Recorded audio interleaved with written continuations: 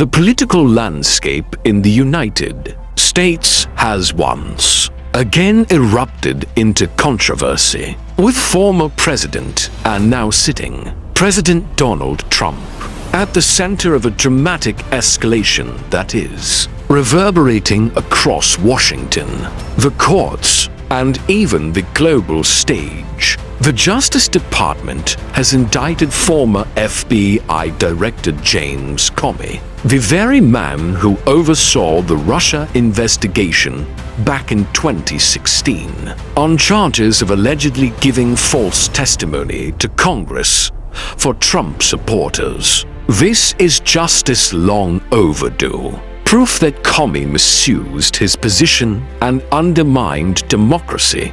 But for critics, it's a chilling example of a sitting president weaponizing the Justice Department to punish his political enemies. Trump has never hidden his desire for retribution, and his celebratory reaction to Comey's indictment shows that this isn't just a legal matter, it's a political earthquake that raises fundamental questions about whether justice and political vengeance are becoming indistinguishable in America. And that's just one part of the story. The Supreme Court has also handed Trump a significant legal victory by allowing him to freeze $4 billion in foreign aid.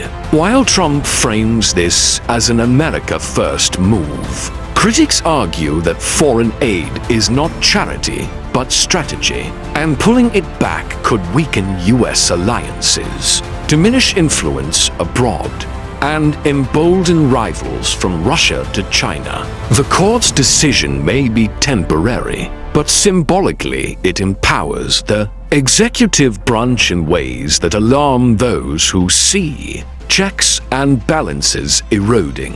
Add to that Trump's directive ordering federal prosecutors in Washington, D.C., to pursue the death penalty to the maximum degree practicable, even in a city that has banned capital punishment. And you see the outlines of a presidency that is unafraid to override local laws in pursuit of a broader, more aggressive vision of law and order. Supporters hail this as strength and decisiveness, while opponents call it authoritarian overreach. Meanwhile, Trump's influence on the global stage is being felt in new ways. Defense Secretary Pete Hegseth recently summoned top generals and admirals to Virginia for a gathering centered on the so-called warrior ethos, a move that seemed as much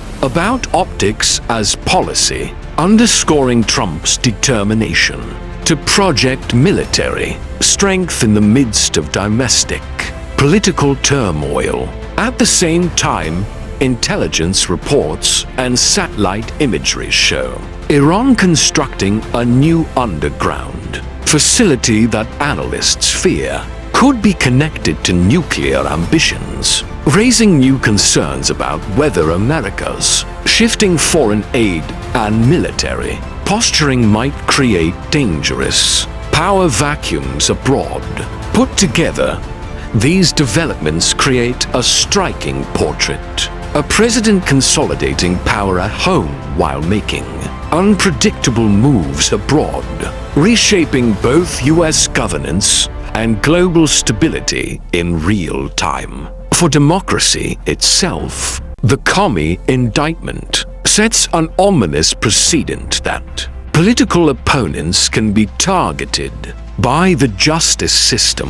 For governance, the Supreme Court ruling shifts more power toward the executive, disrupting the traditional balance among branches of government. And for global affairs, Trump's aid freeze and law and order directives ripple far beyond Washington, fueling uncertainty among allies and opportunity among adversaries. Some see Trump as finally delivering on his promises to drain the swamp, punish corruption, and put America first. Others fear the United States is sliding toward authoritarianism, with democratic norms and institutions under mounting pressure. Yet one truth is undeniable. These moves are reshaping the political, legal, and global fabric of the United States in ways that will define not just this presidency but the future of American leadership in the world. The indictment of James Comey, the Supreme Court siding with Trump on foreign aid, the expansion of death penalty directives, and the dramatic military optics each represent historic developments on their own.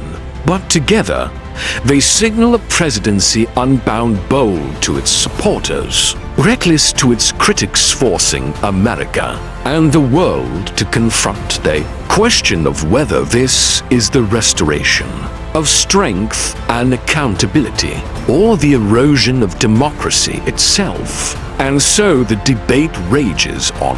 Are we witnessing the necessary corrections of a leader determined to restore order, or the dangerous consolidation of power by a president who sees political enemies as targets for elimination? Whatever side of the debate one falls on, the reality is clear: this moment is a turning point, and the world is recalibrating in response.